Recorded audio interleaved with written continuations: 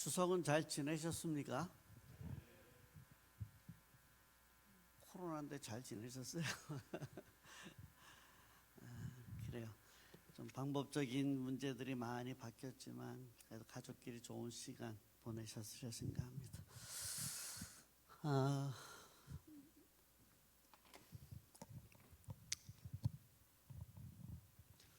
지금 우리가 교회 교육에 대한 이야기들을 전체적으로 이해를 하고 하나하나의 강의를 들을 수 있으면 좋겠어요. 그게 이제 필요한데, 먼저 이 교회 교육이라고 하는 거,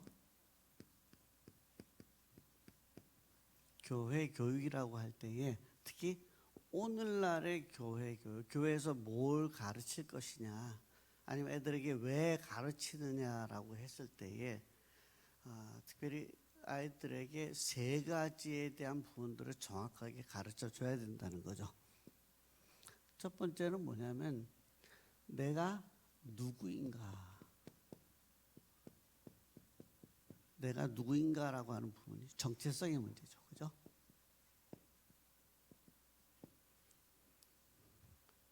가끔 우리가 이제 사회적으로 문제가 되는 걸 보면 그게 범죄가 되든 사회적인 물의를 일으키든 자기 자신에 대한 정체성을 잃어버렸을 때에 그런 문제들이 발생해요. 자, 부모와 자녀들, 자식들 간에 있어서 부모의 어떤 그런 정체성에 위배된 모습들, 또 자녀들의 정체성에 위배된 모습들이 나타날 때 거기에는 싸움이 나고 또 문제가, 가정적인 문제가 일어난다는 거죠. 또 학교에서도 마찬가지고 직장에서도 마찬가지고.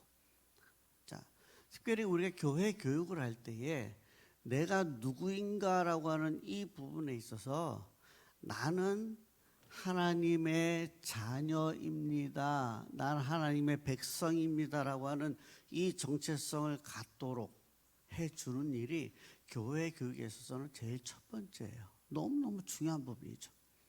이 부분만 정확하게 되어지면요, 우리 아이들 거의 문제가 생기지 않아요. 내가 하나님의 백성인 것만 가지고 나가면 이 세상 어디를 가서도 왜 얼마든지 하나님의 백성답게 살아갈 수 있기 때문에 그렇다는 거죠. 지난번에 우리가 다윗과 골리앗의 싸움에 대한 얘기를 했잖아요. 조그만 아이 다윗과 2m 70 이상 되는 거구 골리앗의 싸움에서 결국은 우리가 다윗이 이겼다라고 할 때 그냥 싸워서 이겼다라는 게 아니잖아요. 뭐예요? 나는 만군의 여호와의 이름으로 나아간다라고 하는 다윗의 자기 고백. 나는 여호와의 이름을 가진 하나님의 백성, 하나님의 자녀라고 하는 것 때문에 결국은 이 세상의 어떤 힘과 권력을 이제 보여주는 어떤 골리앗의 어떤 그런 힘에도 눌리지 아니하고 결국 승리했다라고 하는 거예요. 그래서 내가 누구인가라고 하는 이 부분은 우리가 분명하게 가르쳐 줘야 돼요. 그러기 위해서 뭐가 필요한 거죠? 예배 교육이 필요하다. 예배 가르쳐야 된다는 거예요. 그래서 우리 지난번 2차 때에 제가 예배 교육에 대한 얘기를 했어요. 그죠?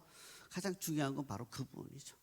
자, 내가 누구인가? 예배를 통해서 하나님 앞에 하나님께서 우리 인간에게 내려주신 그런 계시, 하나님의 은혜의 방편들, 거기에 대해서 우리가 이제 반응하는 부분들, 이게 예배 시작하면서 올려드리고 내려받고 이런 어떤 이 수직적인 어떤 이 소통 속에서 하나님의 임재를 경험하는 것, 그 속에서 내가 나는 하나님의 자녀이다라고 하는 것을 확인한다는 것이죠. 이게 바로 예배에 대한 부분이었어요. 그래서 우리 지난번에 했던 이 예배 교육에 대한 이 부분, 처음부터 교회 오면 무조건 예배해야 된다 해서 습관적으로 하는 거 말고요. 그래서 우리 아이들의 예배를 가르치라. 예배 교육적인 측면에서 예배 그 요소에 대한 의미들을 가르치고 어떻게 해야 될지를 같이 선생님의 본을 통해서 보여주고 또 아이들에게 그렇게 따라오게 하고, 이러한 어떤 부분들이 아이들에게 예배의 교육이 되어지고 그걸 통해서 아이들은 내가 하나님의 자녀임을 확신하고 갈 수 있다라고 하는 것이죠. 그래서 예배에 성공하는 사람들은 결코 망하지 않는다는 거죠. 예배 열정에 빠져라. 예배에 대한 강조들을 그렇게 하면서도 아무리 강조해도 지나침이 없다는 거. 이거 우리가 잘 알고 있는 부분들이에요. 그 다음에 이제 두 번째는 뭐냐면 어떻게 생각하고 판단할 것인가.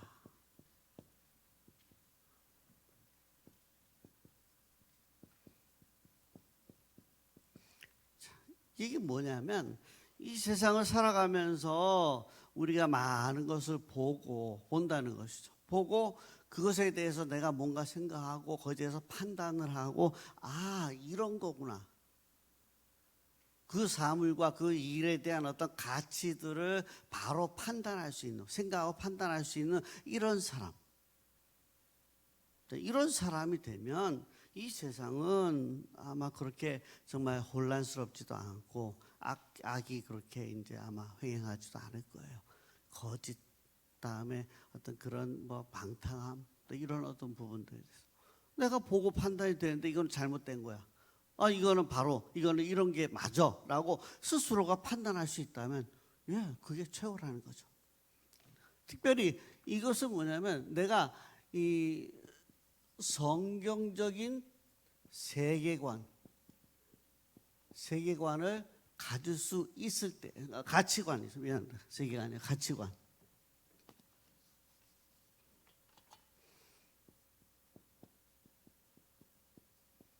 성경적인 가치관을 가질 때에, 그래서 내가 지금 이 뭔가 눈을 보고 거기에 대한 것을 내가 생각하는데 생각할 수 있는 하나의 틀이 필요한 거예요.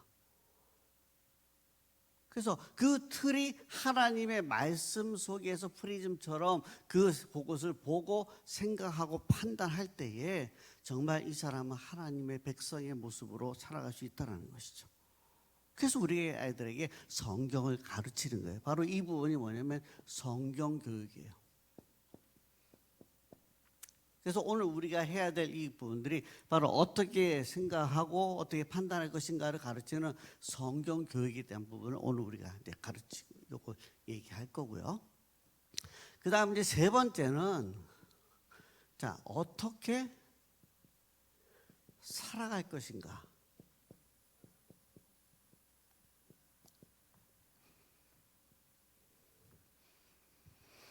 내 머릿속에는 생각하고 판단이 다 돼 있어요. 근데 문제는 움직여지지 않는 거예요. 내가 생각하고 판단한 대로 옳다고 생각할 때 그대로 우리가 살아갈 수 있어야 되는데 이런 살아갈 수 있는 방법을 우리가 가르쳐야 된다라고 하는 것이죠. 그래서 우리 아이들에게 바로 뭐예요? 기독교 세계관을 가르치는 거예요. 그래서 내가 살아가는 방법이 뭔가 하나님의 말씀에 기준되어 있고 내가 살아가는 방법이 그리스도인의 어떤 그런 모습을 가지고 살아갈 때에 정말 이 사람은 하나님의 자녀의 삶을 살고 자녀의 어떤 그런 영향력을 이 세상 속에서 끼치면서 살아갈 수 있다는 거죠. 그래서 이 부분을 두고 우리가 비전 교육으로 얘기해요.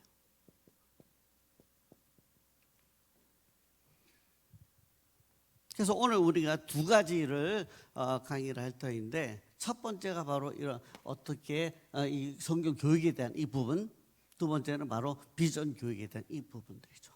이게 오늘 우리가 교회 교육에서 가르쳐야 될 중요한 세 가지의 목표.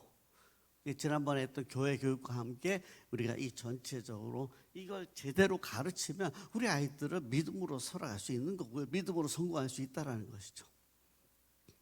그래서 이 부분을 우리가 같이 지금 생각해 보려고 하는 것입니다. 그럼 이제 하나하나 우리가 한번 얘기를 해봅시다. 자, 그러면 우리가 성경 교육에 대한 부분부터 먼저 얘기합시다.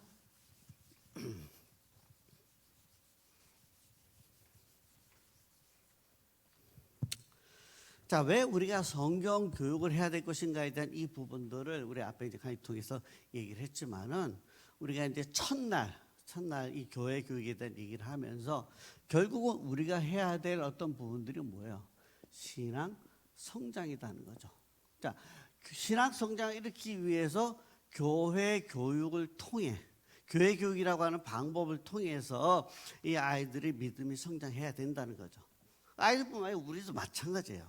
우리가 믿음 위에 서 있는지에 대한 이 부분들 알려면 우리가 교회 교육 앞에 얼만큼 열심히 노력하고 열심히 우리가 그것을 배웠는가라고 하는 이 부분이 전제되는 거예요. 그래서 적어도 우리가 예배에 대한 부분들 우리가 놓치지 않고 예배에 우리가 성실하게 드렸다면 예배 그 자체로서 우리가 내가 누구인가 분명하게 알 수 있고요. 그죠? 그 다음에 우리가 교회에서 일어나는 여러 가지 이제 말씀 교육, 우리가 그런 이제 그 부서별 교육, 어떤 이 수준별 교육 이런 것들을 통해서 우리가 하나님의 말씀을 배운다는 거죠. 그래서 결국 신앙 성장이라고 하는 이 부분들이 교회 교육을 통해서 우리가 이루어지는데, 자, 이 신앙 성장, 교회 교육이 어떻게 우리가 이루어지는가? 교회 교육의 어떤 그 부분들을 얘기할 때에 적어도 우리가 이제 신앙 성장이 이루어지는 것은 바로 이제 뭐예요? 양육의 개념이었다라는 거예요. 양육.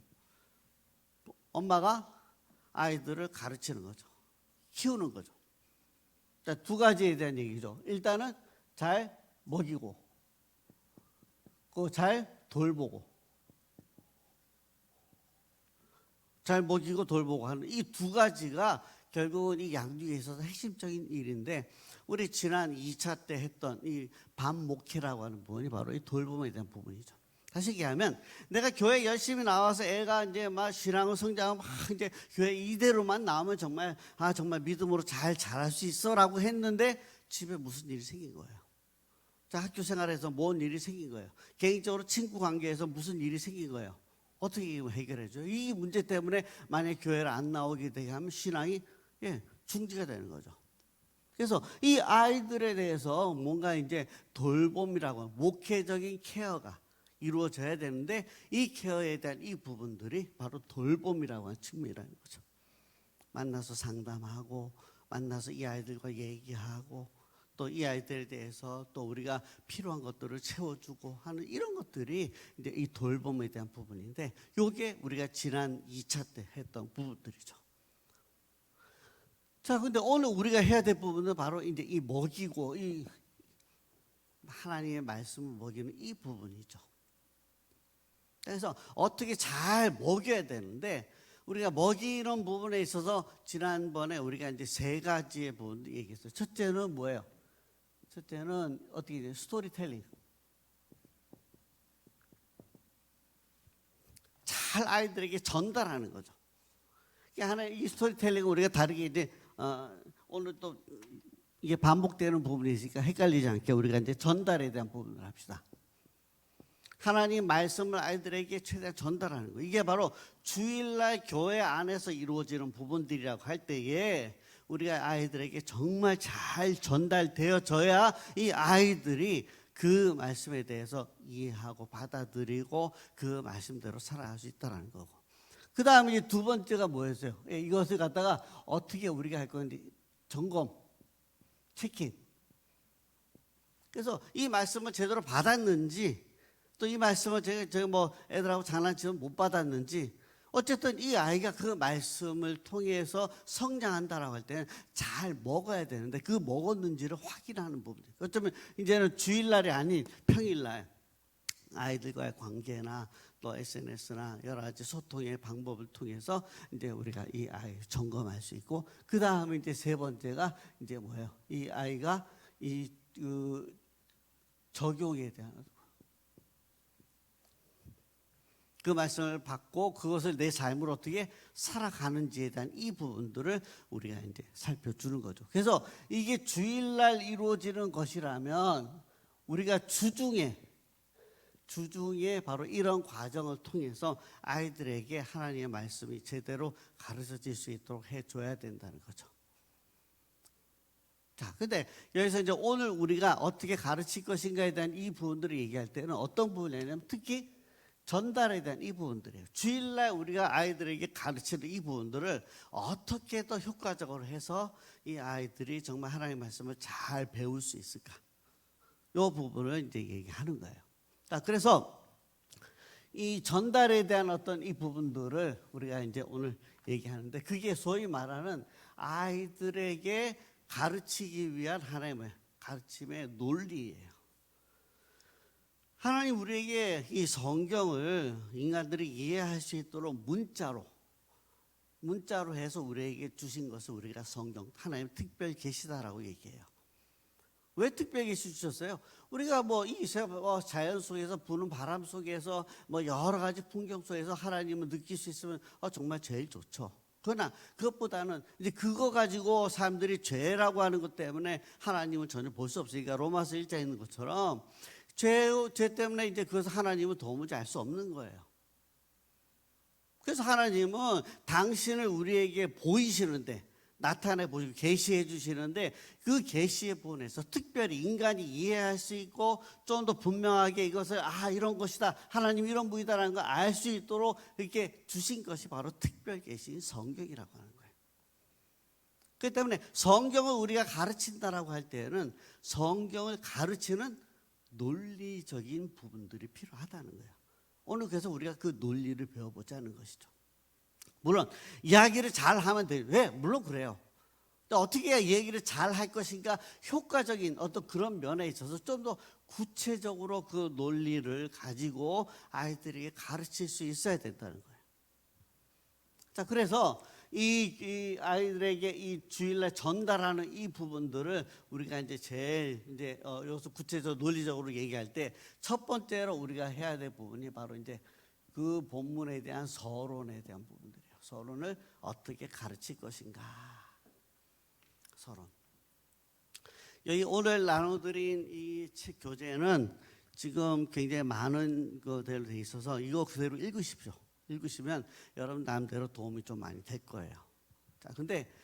이 아이들에게 이 하나님의 말씀을 전달하는 이 교육의 논리, 교육의 방법에 있어서 이 부분을 그대로 놓쳐서는 안 된다는 것이죠. 듣긴 들었는데 아이들이 뭘 들었는지 나중에 가고 나면 다 잊어버리고 이렇게 되면 안 된다는 거죠. 뭔가 이게 논리적으로 하나하나 듣고 이해되어질 때에 그 말씀이 이 아이들에게 다가온다는 거예요.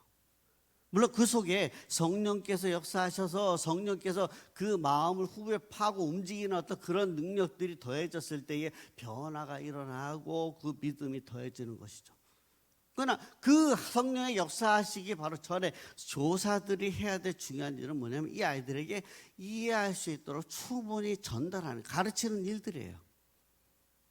자, 그 첫 번째가 바로 뭐냐면 이제 서론인데, 이 서론에 대한 부분은 우리가 오늘 이번 주에 가르쳐야 될 어떤 그 주제에 대해서 이 주제를 얼마만큼 아이들에게 이제 뭔가 소개하고 흥미를 갖게 하고 오늘 이 말씀이 이런 의미다라는 걸 깨닫고 이거 한번 좀 잘 들어봐야 되겠다, 이런 마음을 갖게 해주냐 하는 것이죠.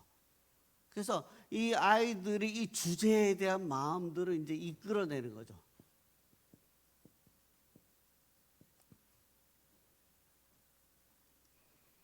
자, 여기서 우리가 하나 지금 좀 생각해야 될 것은 뭐냐면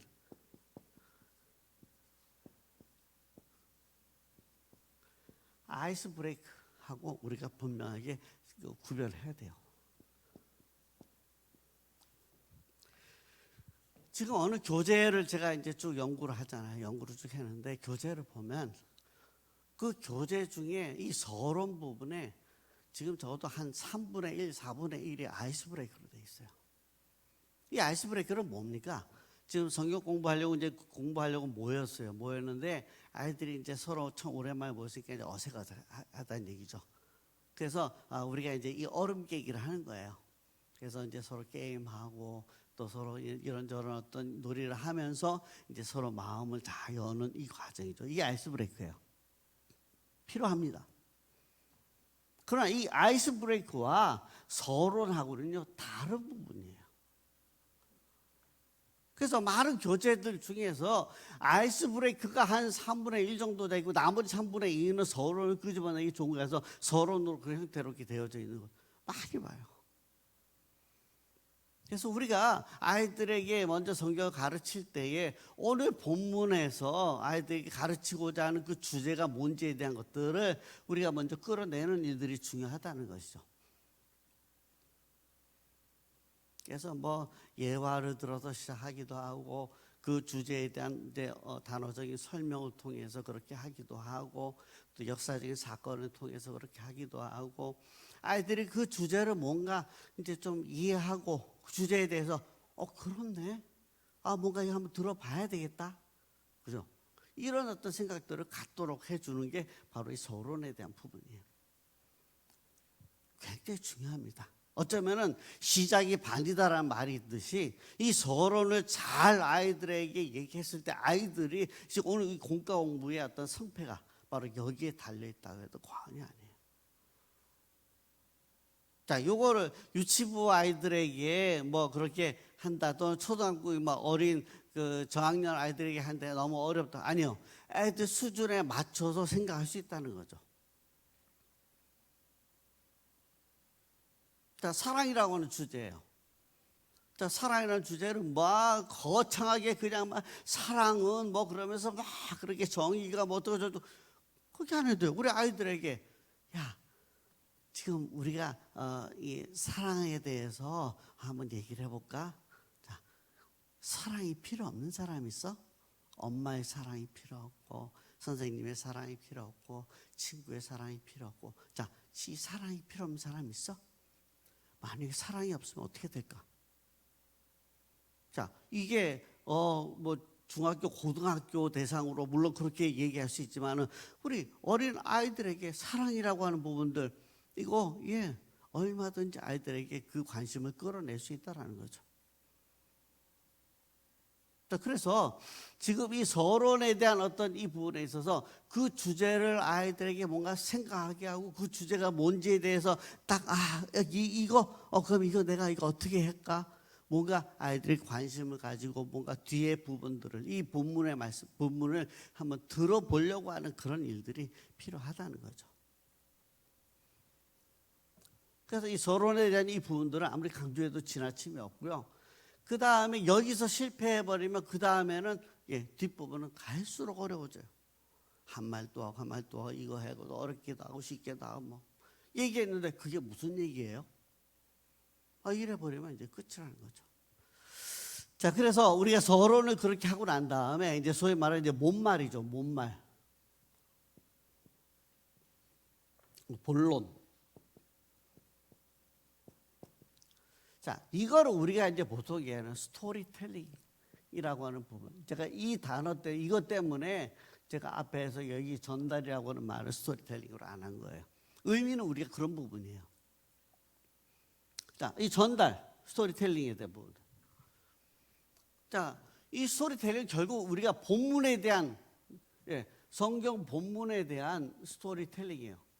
본문을 어떻게 아이들이 잘 이해하고 이 아이들이 여기에 대해서 뭔가 생각하고 깨닫고 여기에 대해서 뭔가 자기 결심하게 하느냐라는 부분들이죠. 제가 지난번에 이 얘기를 하면서 스토리텔링 얘기하면서 우리 할아버지의 그 옛날 이야기 했잖아요. 옛날 보면 뭐 TV에서는 애들 보면 화롯가에 앉아갖고 애들이 그 할아버지가 또 담배 때 툭 두드리면서 얘기하면서 옛날에 그러면서 했던 얘기들, 그죠? 거기는 물론 어느 정도 좀 극화된 부분들이 있기 때문에 아주 재밌어요. 그래서 이 스토리, 할아버지의 어떤 이야기라고 하는 이 부분들은 그게 저는 진짜 제 어릴 때에 그렇게 화롯가에서 할아버지한테 그 얘기 들었거든요. 근데 지금 벌써 뭐 몇 년입니까? 거의 50년 이상 지났는데도 지금도 그 말씀이 딱 그 이야기가 기억이 나요. 할아버지의 그 말투하고 어떤 그 아주 기억에 남는 거예요. 자, 왜 그렇게 기억에 남을까? 일단은 왜? 여기 대해서 일단 뭐 재밌어요. 재밌고요. 그 다음에 흥미를 끌 수 있는 그런 어떤 주제였고요. 그리고 이 흐름에 대한 어떤 부분. 그래서 소위 말해 클라이막스가 있었어요. 거기 가서는 이거 어떻게 될까? 그 나중에 그것이 이제 마지막 부분에서 이제 그걸 딱 얘기할 때에 이제 해결된 거죠. 이 흐름이 이제 그 속에서 이제 그 할아버지의 이야기 속에서 같이 이제 막 마음이 움직여가면서 그걸 듣는 거예요. 자, 그래서 지금 이 스토리텔링에 대한 이 부분들을 이렇게 우리가 생각해 놓고 본다면 우리가 가르칠 성경 말씀에 대해서 우리가 스토리텔링 할 수 있어야 된다라고 하는 거죠.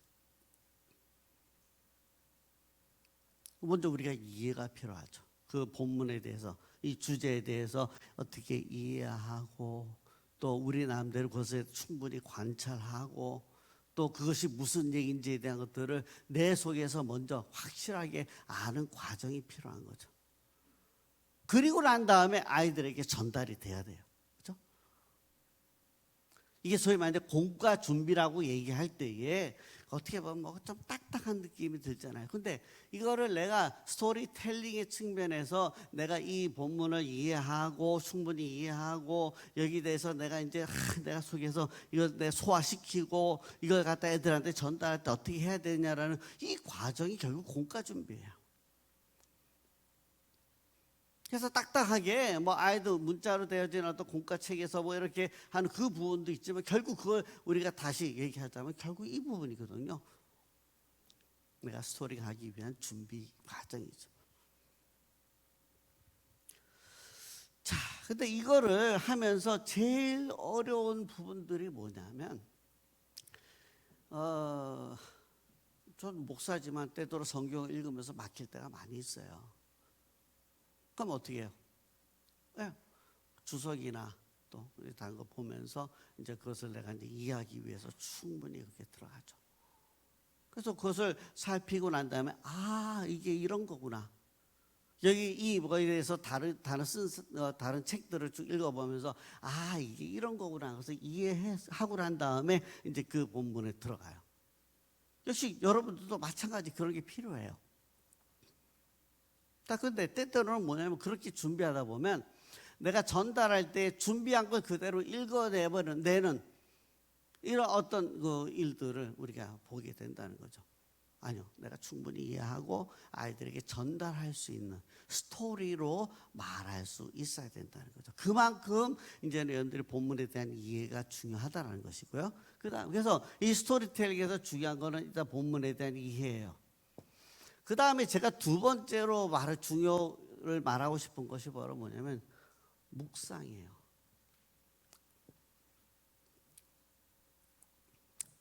자, 메디테이션이라고 하는 이 묵상에 대한 이 부분들 우리가 뭐 큐티할 때도 들어보고 뭐 여러 가지로 이제 들어봤을 거예요. 근데 이 묵상이 의미하는 바가 뭐냐? 이게 뭐예요?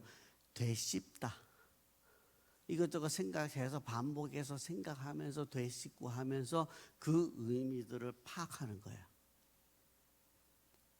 자, 문제는 왜 이거를 그렇게 제가 중요하게 했냐면 선생님들이 아이들에게 가르칠 때에 그 문자대로 그대로 가르쳤을 때 그것을 이해할 수 있는 정도가 애들에 따라서 너무 다르다는 거예요. 유치부나 특히 저학년 애들일수록 특히 이 부분이 더 약하죠. 더 쉽게 풀어야 되는 거죠. 또 하나,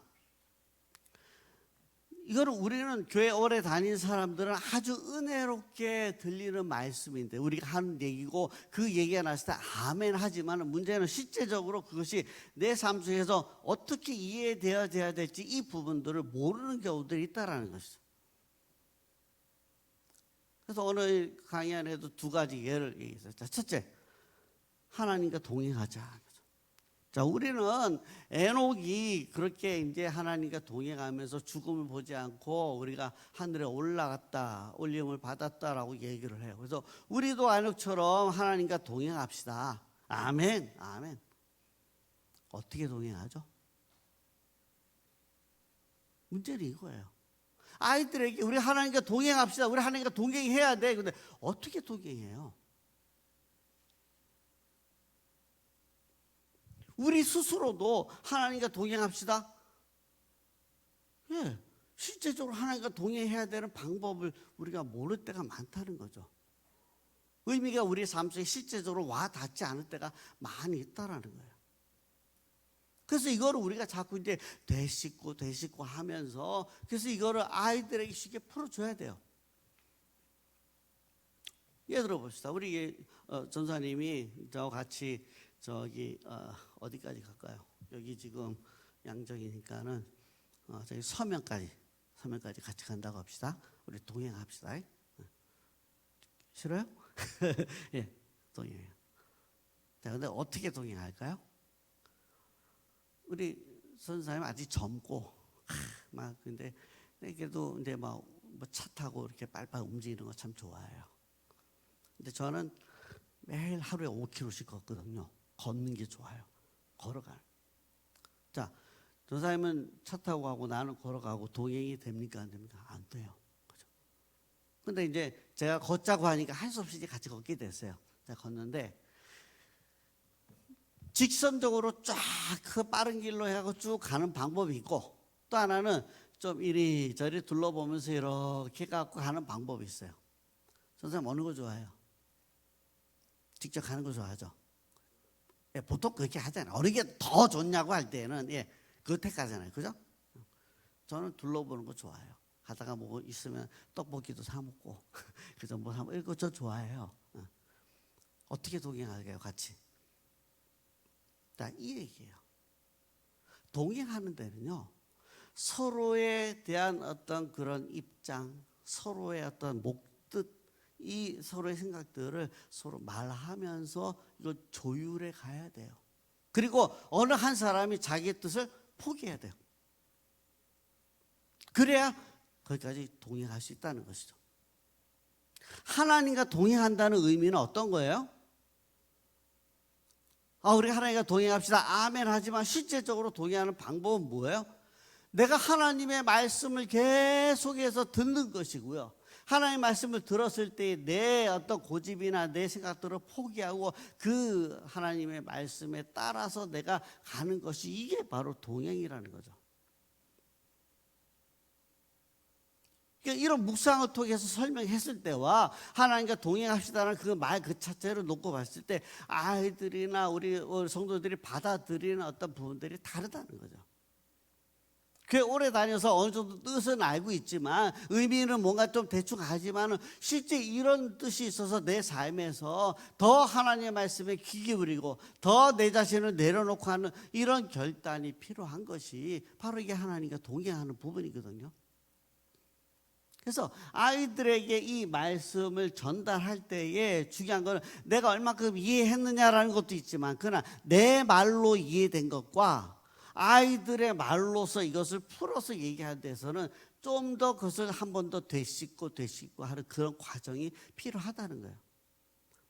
저학년일수록 더 그러십시오. 그래서 우리 저학년 선생님들이 더 힘든 거예요. 아이들이 이해할 수 있는 말로 그렇게 뭔가 더 설명해야 된다는 것. 자, 우리가 외롭고 힘들 때 하나님만 바라봐야 됩니다. 우리가 하나님만 바라봅시다. 아멘.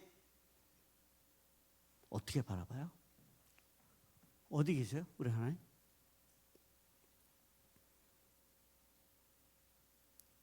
분명히 우리가 외로울 때 힘들 때 하나님만 바라봅시다라고 본문에서 이제 그게 말하고 있고 그래서 애들에게 딱 같이 얘기한다면 아이들은 뭐예요? 바라봐야 된다. 어떻게? 하나님 바라본다는 게 어떤 것일까? 이 부분을 우리가 내가 지금 묵상한다면 네, 여기에 대해서 좀 더 분명하게 아이들이 얘기해 줄 수 있다는 거죠.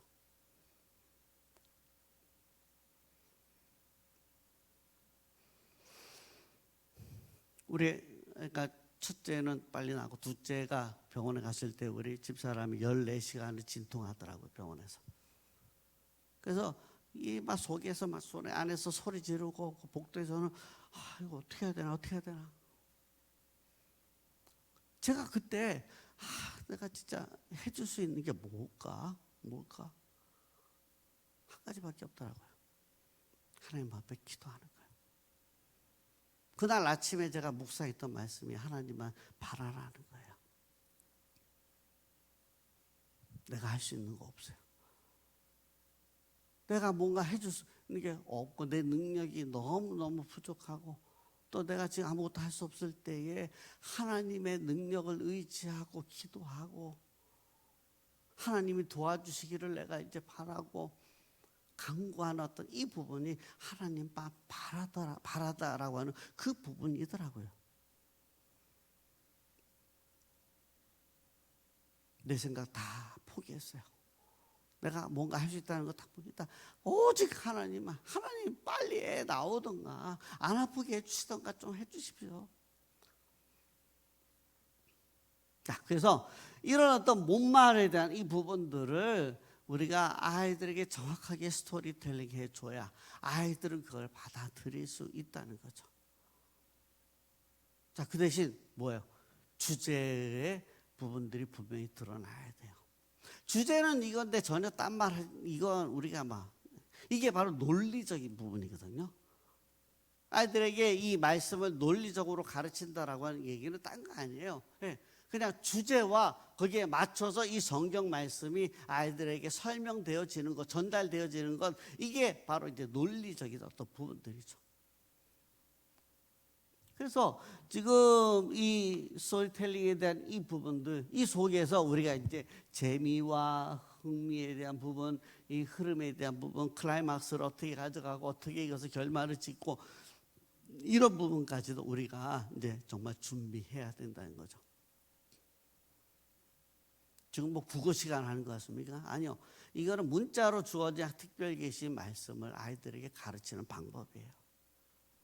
그래서 이 부분은 우리가 이제 잘 준비하고 훈련할 필요가 있다라고 하는 거예요. 그 다음 이제 세 번째는 이제 결론이에요. 자, 결론은 저는 분명하게 얘기합니다. 원 포인트 메시지예요. 원 포인트로. 시컷 얘기를 다 해놨는데 그래서 우리는 이렇게 해야 된다라고 얘기하는 게 바로 이제 결론이죠. 근데 이 결론은 뭐예요? 주제와 관련 지어 있어야 돼요. 주제와. 이 주제가 여기에 이 결론 속에 나타나야 돼요. 주제에 대한 부분들이. 사랑은 그래서 좋은 거야. 사랑은 꼭 필요해. 그래서 우리가 어떻게 해요? 본문 속에 나타난 그 내용들을 놓고 볼 때 우리는 결국 어떻게 해야 돼요?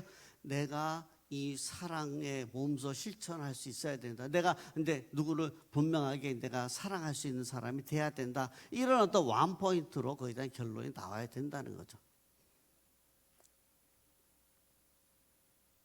물론 이게 이제 어떤 공과에 따라서는 그냥 앞에 했던 것을 요약해서 딱 그렇게 해서 결론을 맺는 경우도 있어요. 왜냐면 이거는 논리적으로 결론할 수 있는 부분이 안 되는 경우는 그렇게 할 수도 있어요. 그러나 저는 우리 지금 우리 선생님들이 우리 아이들에게 가르치기에는 그렇게 나열식의 결론보다는 완포인트로 된 어떤 결론을 저는 얘기합니다.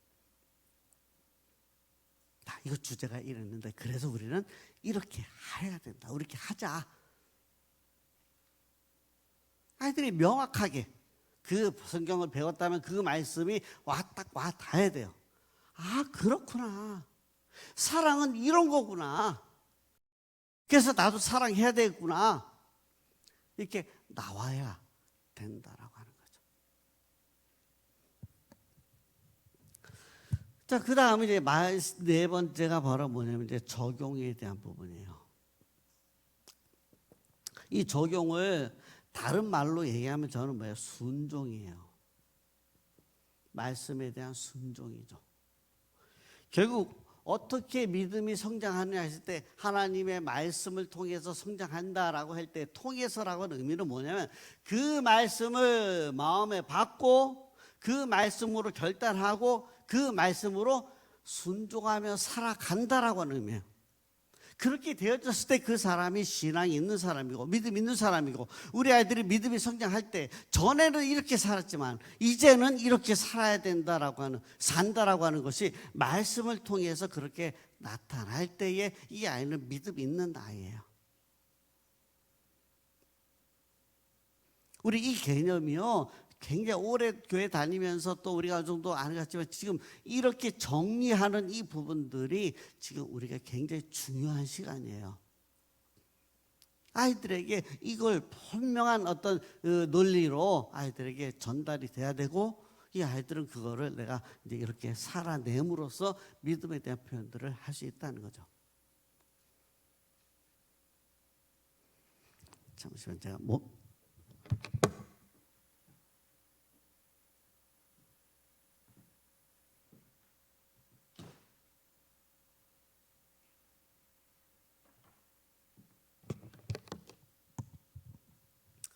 자, 근데 여기서 저는 이제 실제 그러면 적용이 그만큼 중요한데 이 적용에 대한 방법을 여러분에게 조금 소개를 해드릴게요.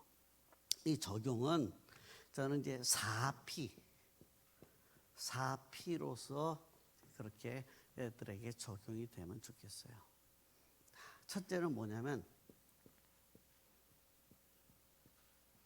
퍼스널한 거, 개인적인 거예요. 개인적인 거. 적용은 딱 오늘 이제 우리가 사랑에 대한 얘기를 했어요. 자, 근데 딱 적용, 근데 결론은 우리가 사랑하자.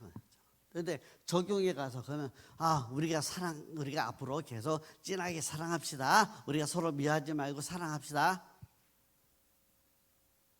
우리라고 하는 말이 들어가면 안 돼요. 적용은 뭐예요? 내게, 나에게, 내 개인에게 들어가는 거예요. 그래서 아이들이 적용을 한다라고 할 때는 너는 어떻게 할 거야? 라고 하는 이 부분을 분명하게 해줘야 된다는 거죠. 그래서 우리라고 하는 개념은 아니에요. 물론 공동체적인 적용도 있지만 그거는 여기서 말하는 부분들은 개인적으로 말씀을 내가 어떻게 받아들였고 내가 어떻게 그 말씀대로 살아가느냐라는 이 부분이기 때문에 개인적으로 우리가 이것을 해야 되는 거예요. 그래서 절대 우리라고 하는 개념이 아니라 나라고 하는 이 부분들이 중요한 거예요. 그 다음에 또 하나는 뭐냐면 현재에 의해 돼요. 현재. 그래, 나 앞으로 사랑할 거야. 나 내일부터 다이어트 할 거야. 내가 딱 한 달 후에 내가 다이어트 할 거야. 근데 적용은요, 지금 내가 당장 할 수 있는, 지금부터, 이 말씀이 가르쳐진 이후로부터 내가 지금 할 수 있는 그것들이 이제 바로 이 적용으로 나타나야 돼요. 그래서 나 앞으로 내가 사랑할 거예요. 나 엄마 앞으로 사랑할 거예요. 내일부터 뭐 할게요? 어려워요. 정말 어려워요. 그렇게 돼요. 그래서 아이들에게 적용을 얘기할 때는 반드시 이제 지금 현재 내가 지금 할 수 있는 이 부분들을 적용할 수 있도록 도와줘야 된다. 세 번째는 뭐냐면 practical, 실제적인 부분이어야 돼요. 실제적인 부분. 다시 얘기하면 대상이 나타나야 되고요. 대상이 구체적이어야 되고 그 다음에 방법이 구체적으로 나타나야 돼요. 자, 내가 앞으로 사랑하겠습니다. 누구를 어떻게 사랑해요? 적어도 지금 이 문제 두고 내가 뭔가 찔림을 받고 결심을 하게 될 때는 내가 제일 친한 친구하고 싸웠어. 내가 이 친구를 이제 더 사랑해야 될 것 같아. 대상이 분명히 그 친구 나와야 돼. 그리고 어떻게 내가 이제 싸우지 않고 그때 뭐 때문에 싸웠더라. 내가 하나 더 먹다가 내가 하나 더 먹으려고 했는데 이제 내가 가진 것을 애한테 많이 줘야지.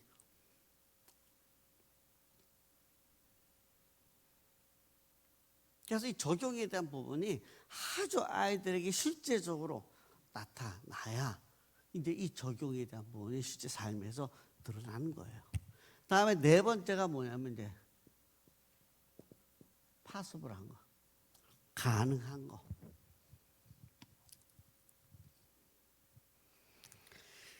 저는 엄마의 마음을 많이 아프게 했습니다. 앞으로는 내가 엄마를 더 사랑하기 위해서 내가 매일매일 엄마가 하는 일들을 설거지를 제가 하겠습니다.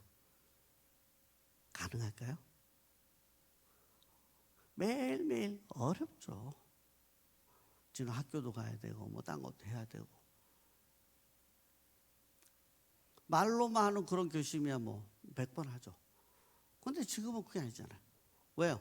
내가 실제 가능하고 적어도 내가 일주일 동안 내가 엄마의 이 설거지를 내가 일주일에 사흘을 내가 도와드리겠습니다. 월요일 또 수요일 내가 금요일은 내가 엄마의 설거지 지금 해야 될 설거지를 엄마 대신 제가 하겠습니다. 아주 구체적인 어떤 그런 이 사랑의 부분이 내가 실현 가능한 걸로 그렇게 나타나야 된다는 것이죠. 자, 이 얘기를 우리가 놓고 볼 때 뭐냐면 단순하게 적용한다. 나 내일부터 우리가 모두 이렇게 해야 된다, 사회해야 된다. 이렇게 해갖고는요, 아무 적용도 안 돼요. 적어도 이 4P의 어떤 그런 이 방법으로 아이들이 구체적으로 적용할 수 있도록 해야 돼요. 지금 제가 이제 이 얘기를 어느 교회에다가 이제 강의를 했어요. 제가 한 4교회에서 제가 그 반응을 봤는데 필리핀에 있는 2교회와 한국에 있는 2교회인데 이 교회에서 이 어른들에게도 이 구체적인 얘기를 했는데요. 1년이 지난 다음에 제가 가서 확인을 해봤는데 그 목사님 얘기는 그 성도님들의 삶이 바뀌었습니다라고 얘기를 하더라고요. 이 4P를 가르쳐 준 다음에 이제는 그 삶에서 그 말씀을 받고 어떻게 살아갈지에 대한 이 부분이 변화가 되어지는데 놀랄 만큼 변화되어졌다는 거죠. 그러니까 결국 아이들이 이 말씀을 잘 먹었다라고 할 때에 이렇게 해갖고 결국은 내가 이제 적용까지 가는데 하나의 말씀을 순종한 데까지 가는데 이런 말씀이 전해지는 이 자체도 중요하지만 그러나 이것을 내 삶에서 어떻게 적용하냐라는 이 부분이 나타나야 열매가 나타나는 거예요. 그야말로 믿음의 성장이라고 하는 부분이 구체적으로 나타난다는 거죠. 내가 전에는 싸우고 미워하고 그러고 엄마 말도 안 듣고 뭐 그렇게 했었지만 사랑이라고 하는 말씀을 내가 배웠고 난 다음에는 내가 적어도 엄마에 대해서 뭔가 살아가는 구체적인 방법들에 대해서 내가 생각할 수 있고 내가 할 수 있는 정도 내에서 엄마를 사랑하고 가족들을 사랑하고 이런 일들이 나오더라는 거죠. 그래서 우리 아이들의 믿음의 성장을 보고 싶으면요, 이 적용에 대한 이 부분들을 잘 가르쳐 주십시오. 이게 뭐 초등부에도 뭐 저학년에도 어렵습니까? 아니, 어렵지 않아요.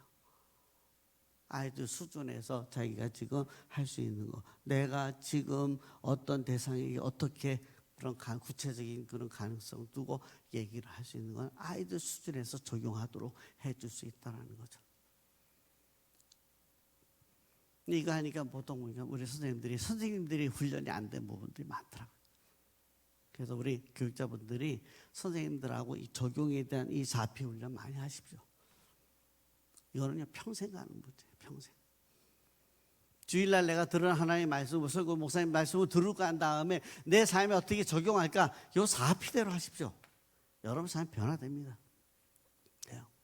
훈련하십시오. 큐티 하죠. 우리 큐티 하면 큐티 여기서 이대로 적용하십시오. 변화됩니다. 놀랍게 변화되죠.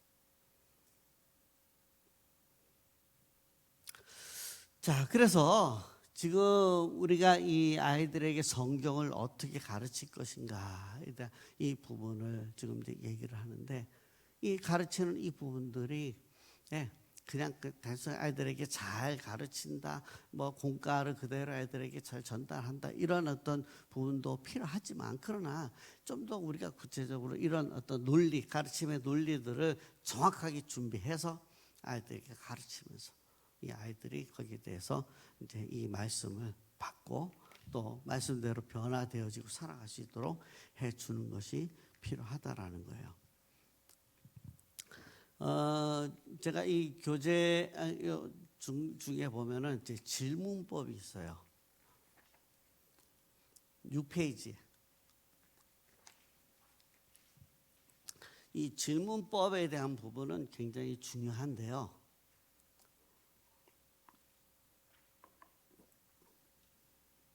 질문이 어떨 때 필요합니까?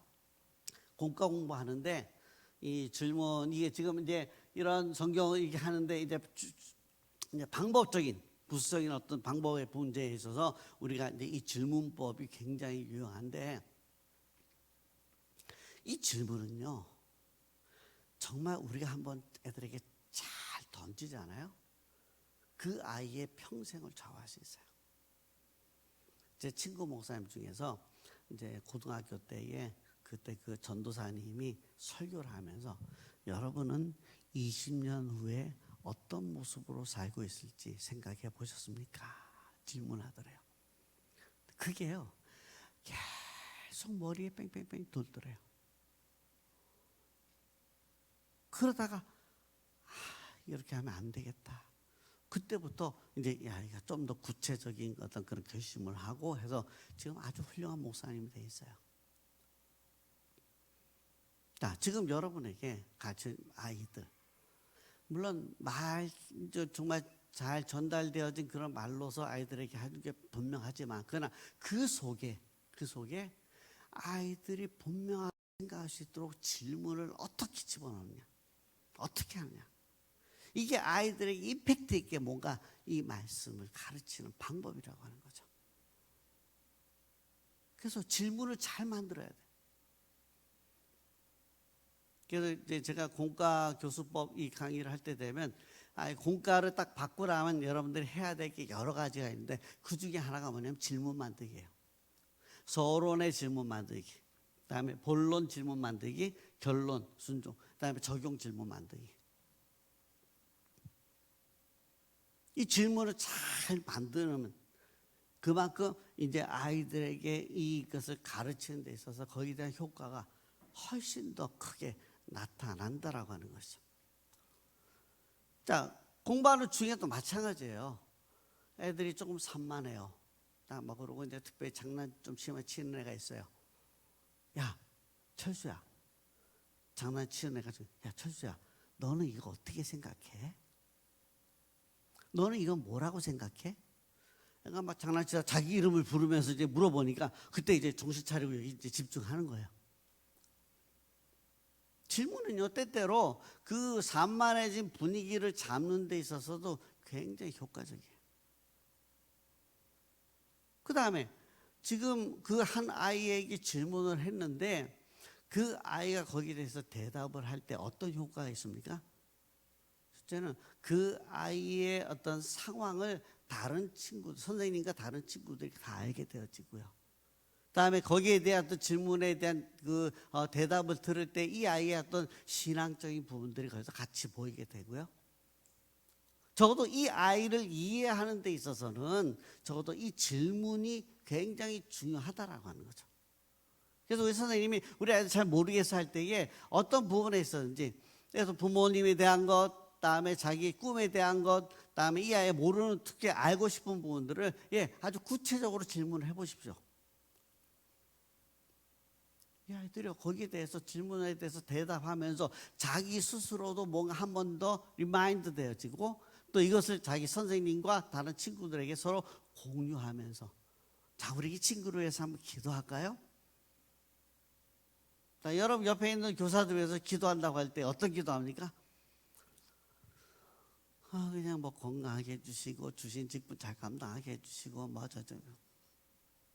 근데 이 질문을 통해서 자기의 상황에 대한 것도 얘기했을 때 얘기 들어보니까 엄마가 굉장히 아프셔. 자, 이 친구를 위해서 기도할 때 엄마를 위해서도 기도할 수 있다는 얘기죠.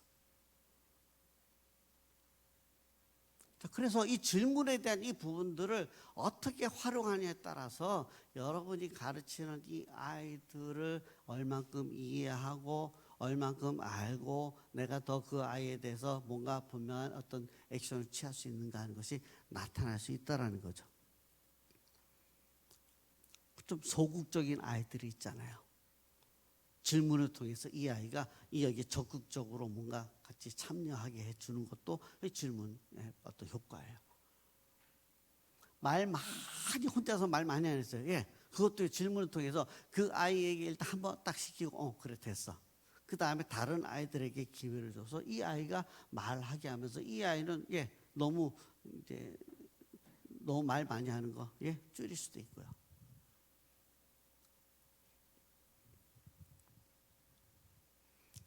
특별히 이 적용 질문에 대한 이 부분에 있어서는 단순하게 이제 지식적으로 그렇게 전달하는 것 외에 이제 이 아이의 삶에 있어서 정말 제일 중요한 문제가 뭘까?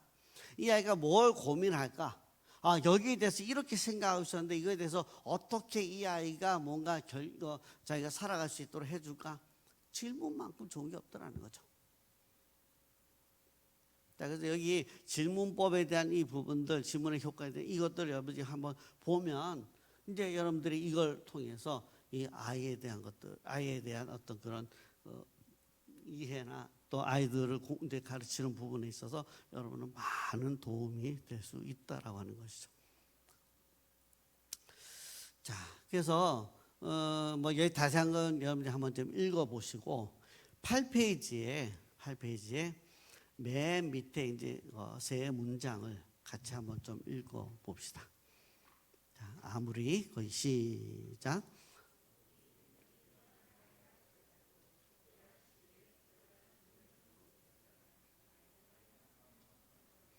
예, 지금 이거는요, 그냥 질문하면 좋다 정도가 아니에요.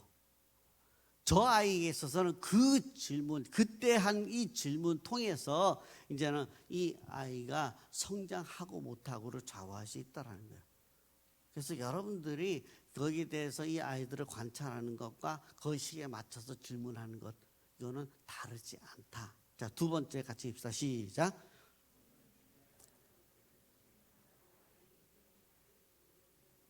예, 앞에 제가 목사님, 친구 목사 얘기를 했잖아요. 예, 그 질문 하나가 이 아이의 삶을 바꿀 수 있어요. 삶의 진로가 결정될 수 있고요. 뭔가 이제 어떻게 살아갈 것인가에 대한 것들을 생각할 수 있게 해준다는 거죠. 자, 세 번째 시작.